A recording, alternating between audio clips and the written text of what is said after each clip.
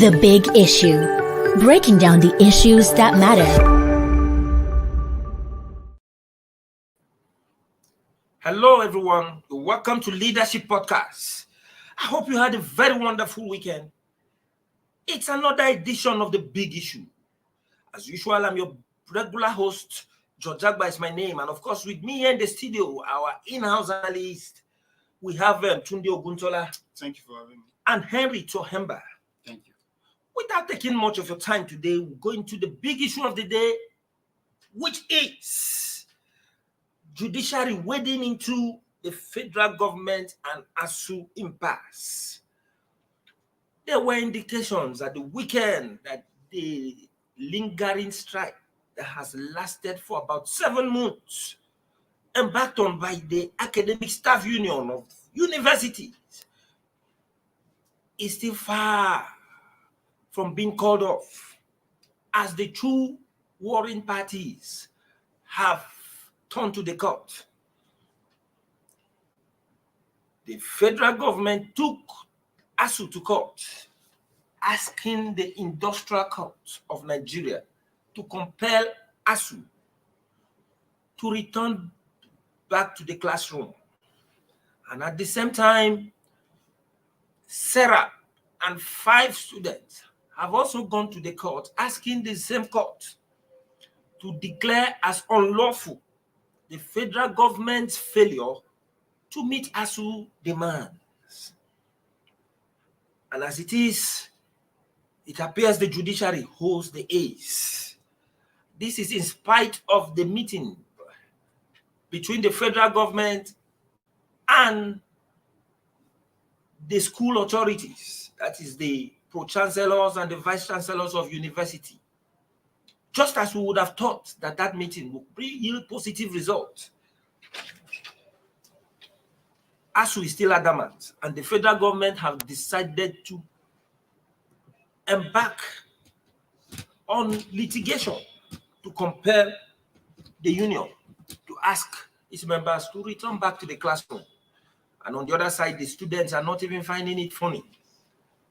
In conjunction with Sarah, they have also gone to court asking the federal government to meet ASUU demands, and that the court should declare that their inability to do so is unlawful.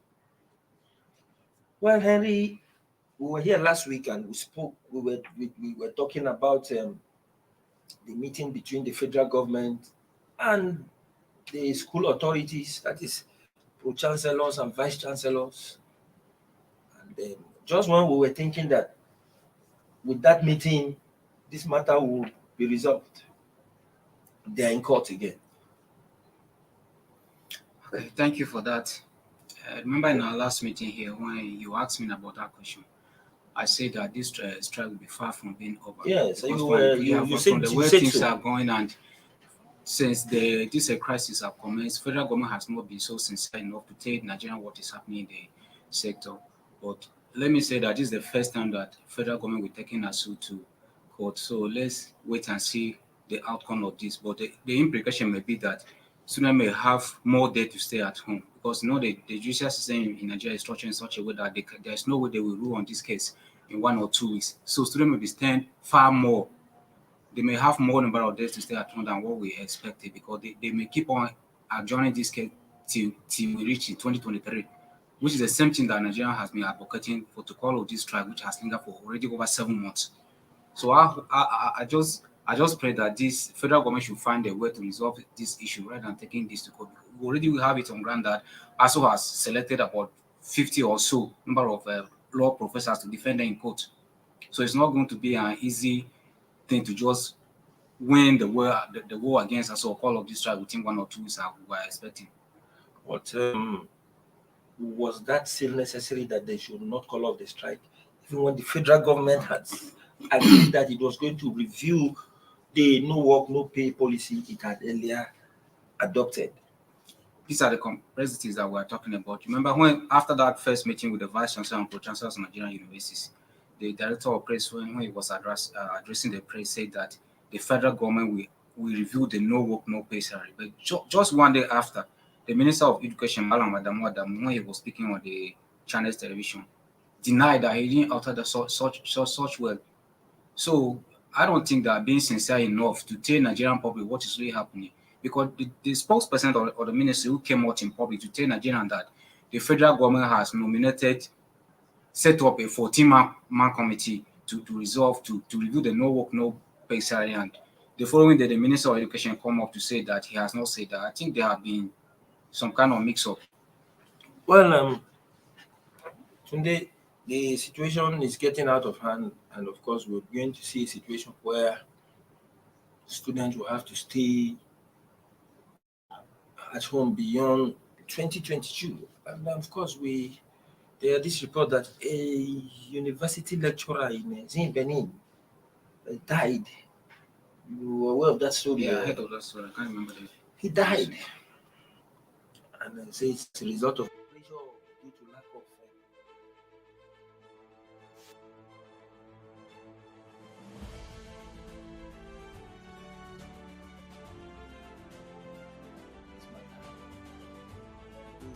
of course, this is an election year. The students will be at home. It's a total failure on the part of the government and the university lecturers. The umbrella body of the lecturers has to be adamant. Of course, you will always come here. The Minister of Information said the government has achieved a lot, and even when they begin to reel out the achievements of this government, they will include education. But this appears to be a direct opposite of what the Minister of Information will always tell us, that they are doing their best. Buhari's administration has issued a lot, has done a lot. You see, if you said the current administration is claiming that they've done a lot in terms of education, it's very simple. Just using your Google to check the ranking of Nigeria tertiary institution, you see that the citadel of learning is nowhere to be found in the first 100 or 200, as it might be. Still backward in terms of education. A little reasons why, even perhaps if Nigerians should travel abroad, they will need to undergo certain courses before they can be employable. You see, even the federal government has on different cases say like Nigerian graduates are not employable. So that is a slap on both the ASUU and the federal government. The ASUU in the sense of that they are the lecturers, and a failure of their part is the same statement that comes out everything that Nigerian graduates are not employable. You see, the history of ASUU strike in Nigeria is not, it does not start with the current administration. ASUU strike started as far back as 1980s during the military administration. You see, and the minister has to kind of blacklist them to stop the strike. You understand? Going forward to the current democracy we're enjoying now, which is the Fourth Republic, ASUU has embarked on strike 16 times. You understand? Within 23 years, ASUU has embarked on a strike for 16 times. Now, let's calculate it. Within that system, a plus and minus shows that within 23 years, ASUU has gone on strike for good 4 years. So if ASUU can go on strike for 4 years out of 23 years, it's a slap on the face of ASUU. I understand, yes, there's a lingering issue between them over IPPS and UTAS matter, you understand? While a lecturer can be working, for instance, ABU, still teaching in several other schools and still receiving salary, and ASUU is enjoying this and they don't want government to check them. On the other hand, they also want the government to revitalize the school system to make it more better for learning. But all this, in the world, I can say that ASUU is not being sensitive to the plight of Nigerian students. They are very insensitive to it, same as the federal government. Both of them are not being sensitive, or else they would have come to a round table and discussed this and trash it. It's always the news. I know most students, if you check maybe the ranking of news sites as well as news coming out from when it comes to ASUU strike, you see it's always the Nigerian students, because where are they? They are just in their house, home, waiting. Okay, ASUU and FG is meeting. Then the next year, the meeting eats the bricks. You understand? So it's always a negative outcome for the past 7 months since the strike started February. I think instead of dragging themselves to court, they should settle themselves out of court. Well, we'll just quickly take a short break, and we're hoping that we'll begin to get very constructive contribution to the conversation on the big issue from our viewers who already are waiting on the wings to actually express their view on the ongoing impasse between the federal government and ASUU, which has become a matter of litigation before the Industrial Court of Nigeria. Don't go offline, we'll be back in a moment.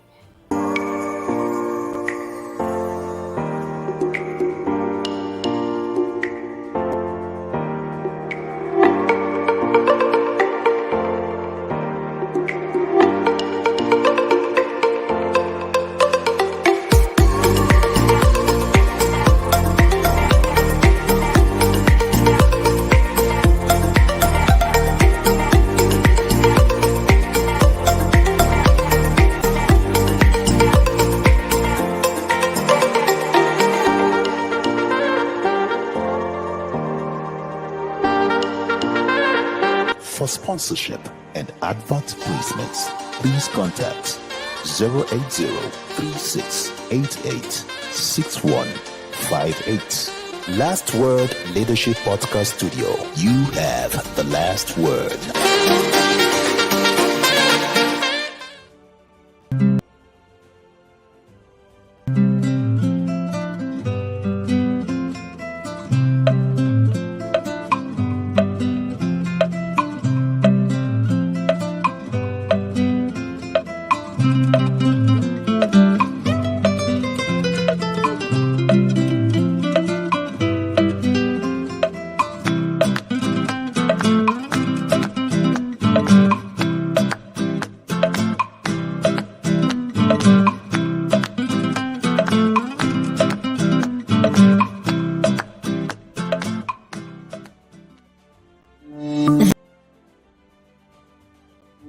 The Big Issue.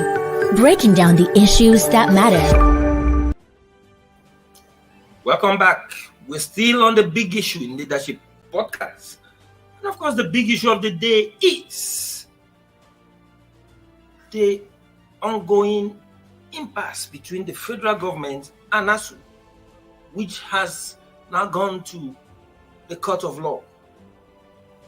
Henry, let's look at some of the things the federal government is asking the industrial court to do. Very funny. Number one, the federal government is asking the National Industrial Court of Nigeria to inquire into the legality or otherwise of the ongoing prolonged strike by ASUU leadership and members, which had continued even after apprehension by the Minister of Labour and Employment.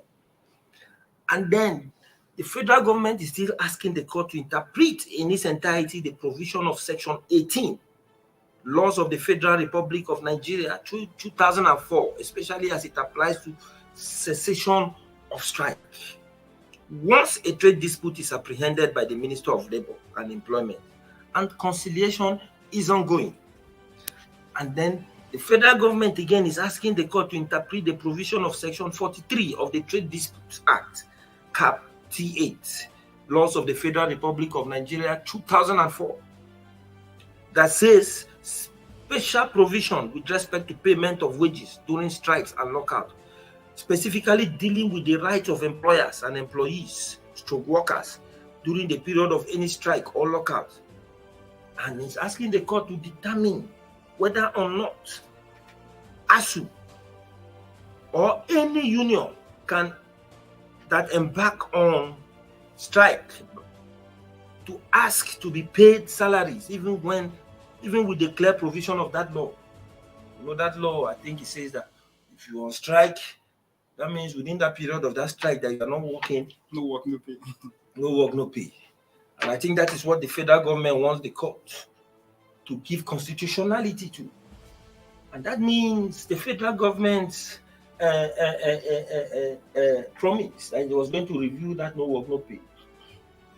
So it was not really, I think they were actually talking with their tongue in their cheek. And I think these lecturers now, they now know that yes, these people are very familiar folks as the federal government.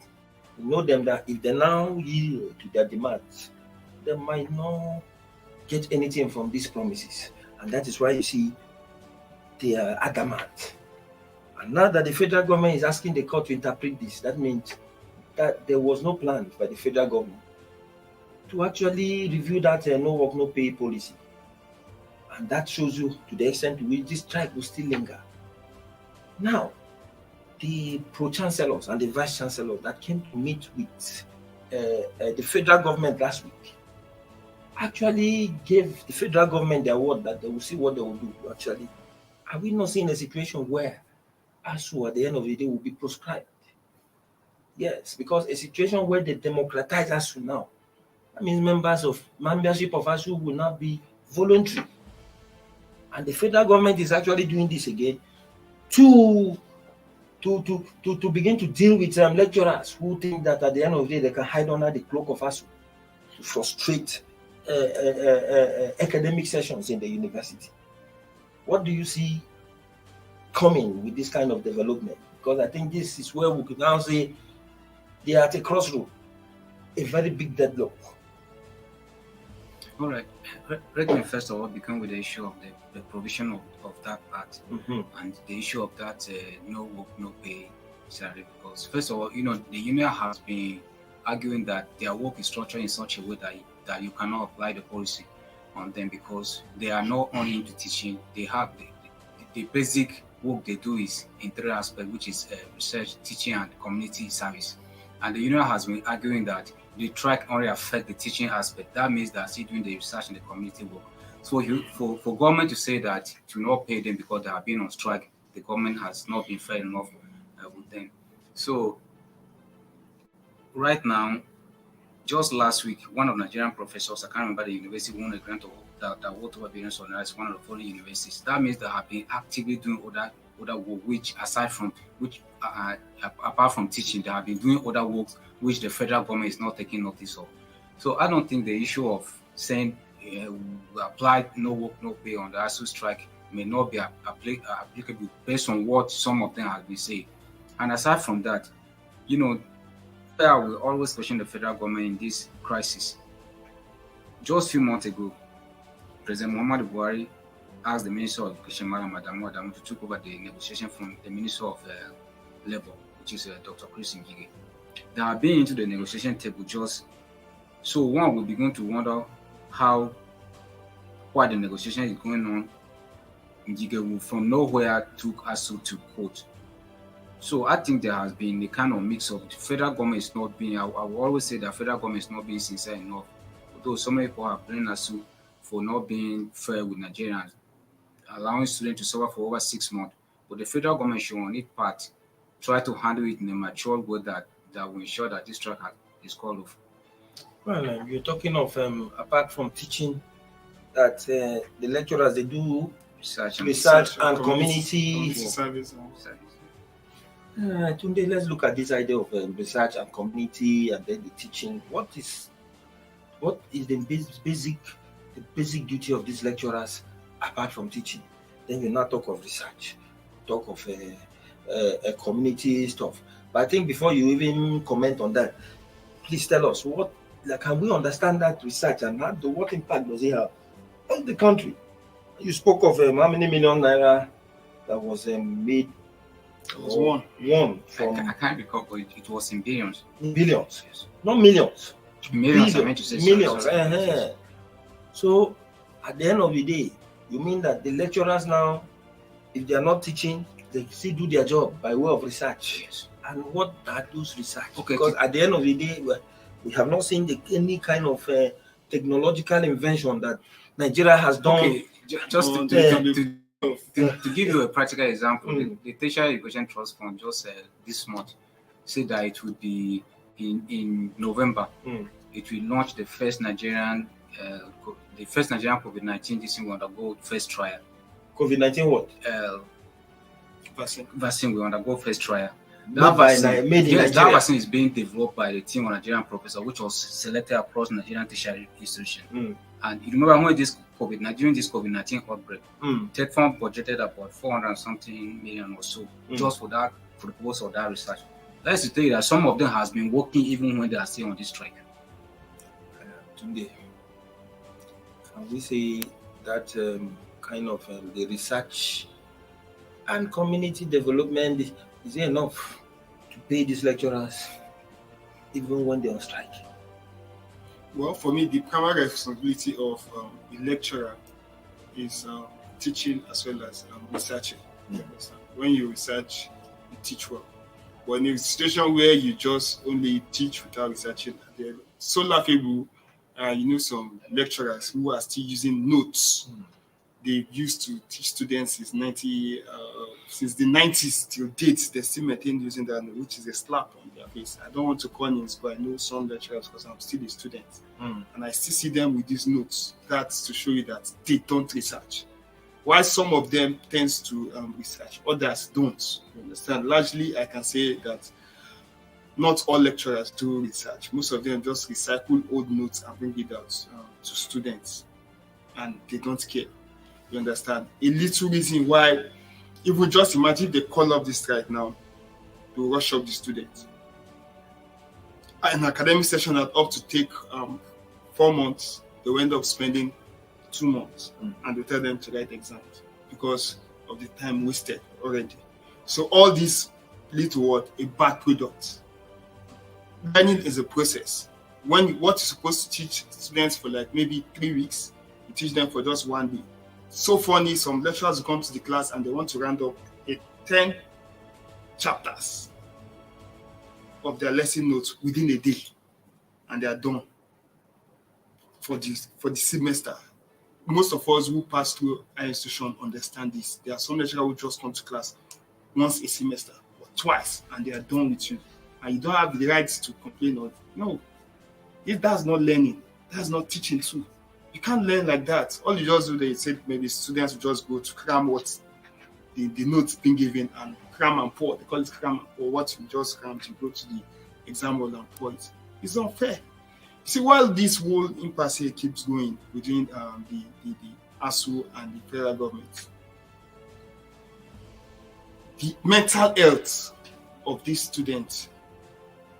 You're just talking about mental health. You understand? You're not talking of time lost. You are not talking of some of the wayward deviant behavior. I'll come to that. You see, there is a popular adage you say, an idle man is the devil's workshop. You say some of them those ones I have said have been affected with mental health challenges are those who tends to be gentle and don't even engage in other maybe substance abuse or other crimes. They just sit in their house. All they want to see is perhaps news. Sit in their house. Over time, they get exhausted of bad news, and it affects them. While seeing all their mates from Polytechnic graduating, signing out of our institution, they are still at home. You see, it's so sad that they keep having these issues amidst this strike. You see, while those who engage in deviant behaviors, election is coming. These students at home are the same students the politicians will give gun and other weapons to fight for them. Well, thank you very much, Kone. Before you continue, let's look at our viewers are beginning to send in comments, and of course we have one of them who goes simply by the name Plug, Plugg. He said, our leaders don't take Nigerians seriously. That is why we keep begging them to do the right thing.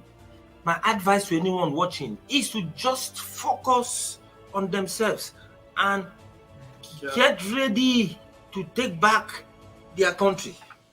You see, politics come 2023 election. And now come 2023 elections, Nigerians have suffered enough. That sounds like an obedient member, because I think he is now even leaving the whole matter of the impasse and its negative impact on students and the academic circle in the country, and is now politicizing it. That those watching this should now use this advantage of perhaps the same federal government's